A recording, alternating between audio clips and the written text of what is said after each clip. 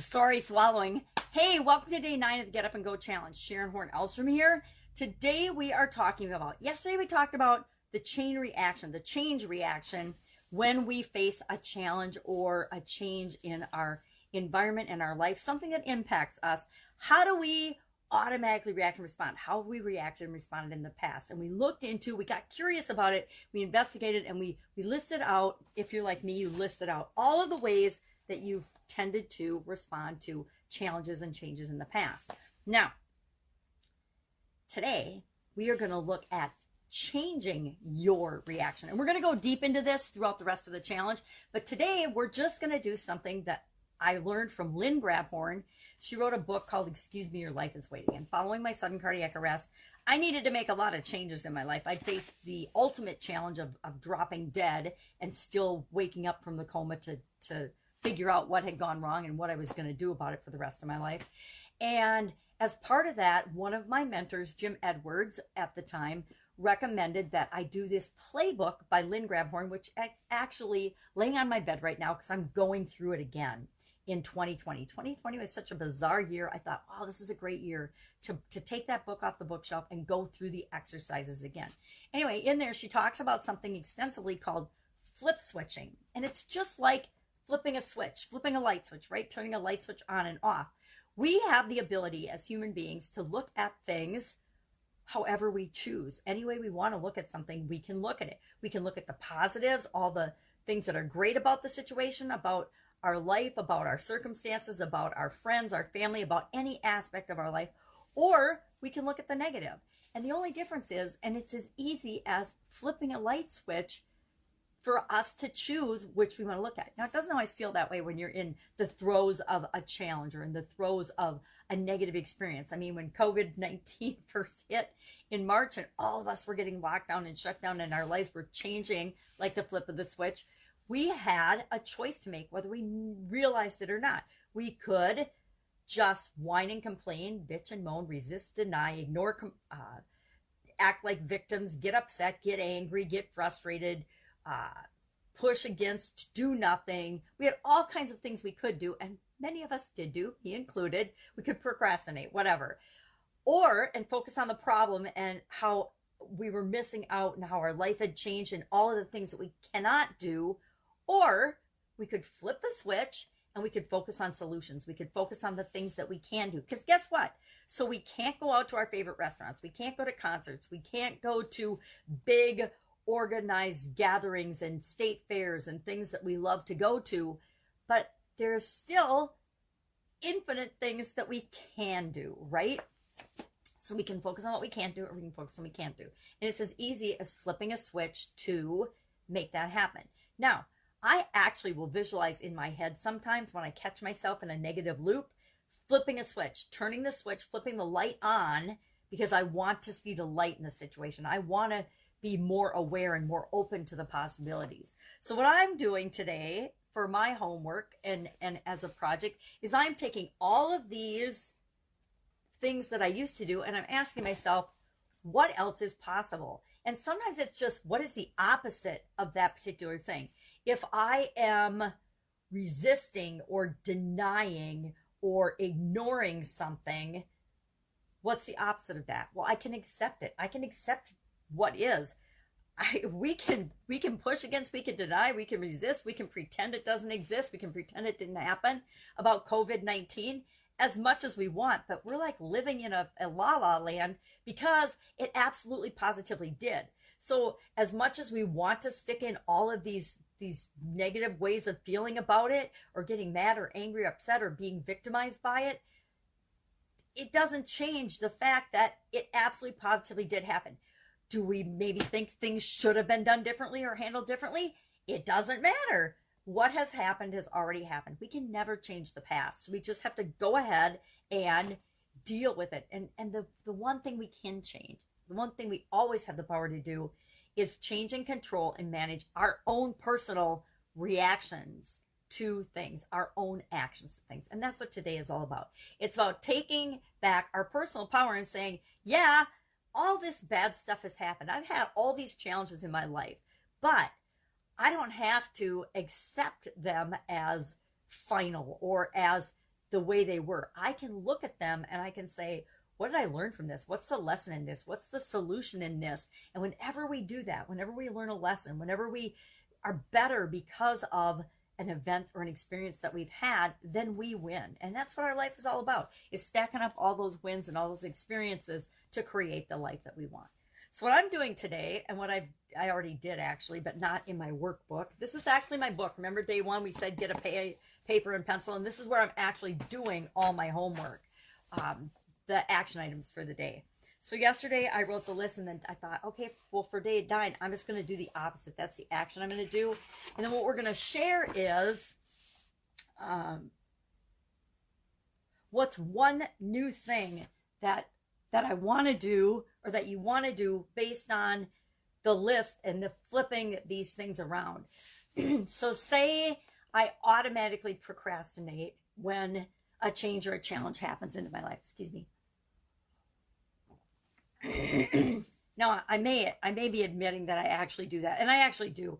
Excuse my throat. When there's a change or a challenge that impacts me in my life, the first thing I do, I don't think I've shared this story, but I am a no first person. And I'm not a no first because I'm contrary and I don't want to do things.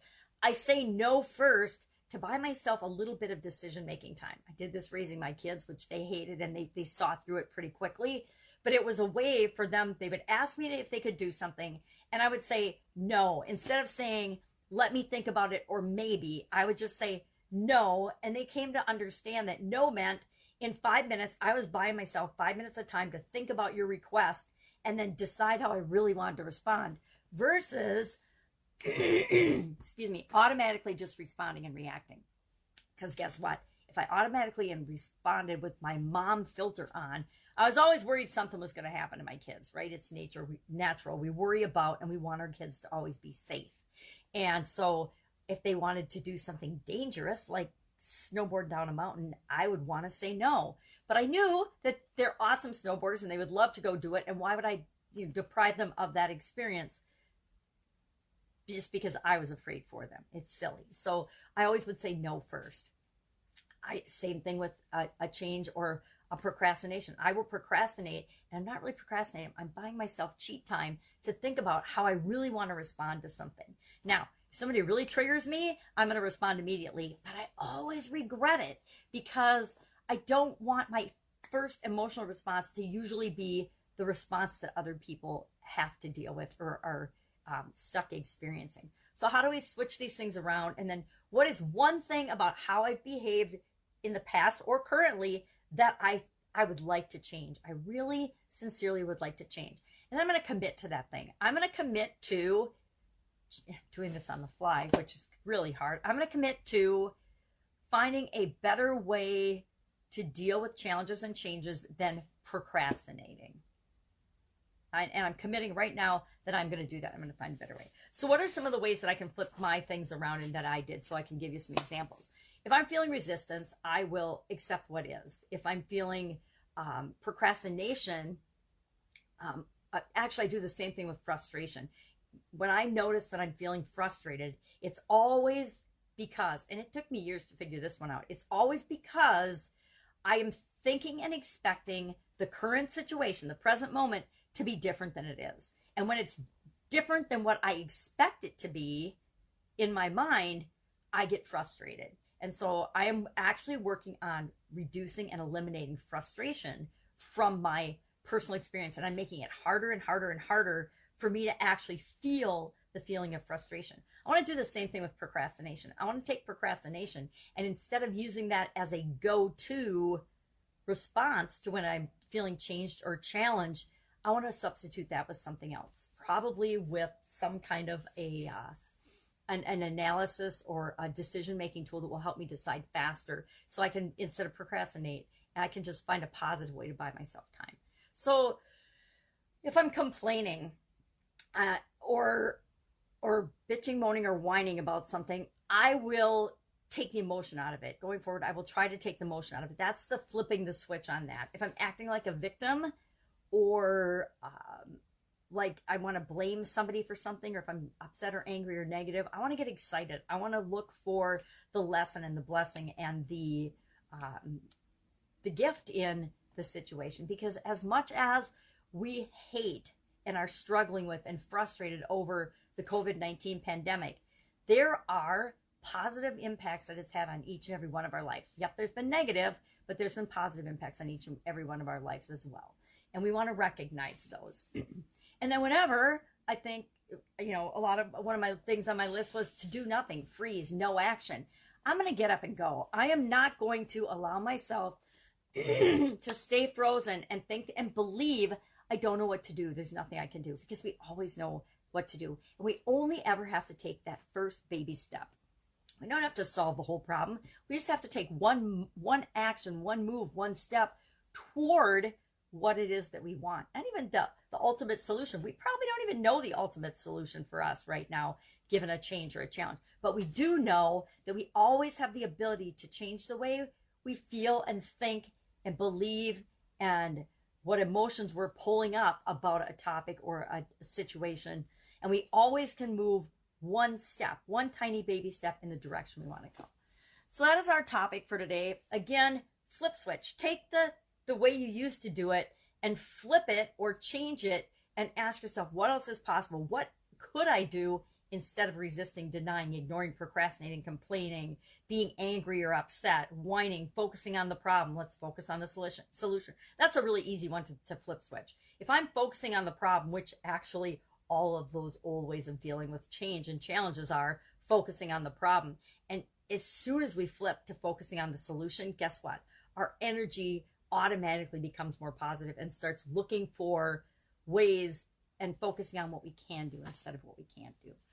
And then share one thing that you would like to change, but not only that you'd like to change about the way you've responded in the past, but one thing that you're committed to change. And tomorrow we are going to jump into our framework for change that we will install in our subconscious, and guarantee it will give you better results after every change or challenge that you face than before. All right, have a fantastic day. If I can help you anyway, any questions, hit me up in the comments below. Otherwise, go do your homework on the homework or playwork thread, and I will be with you tomorrow.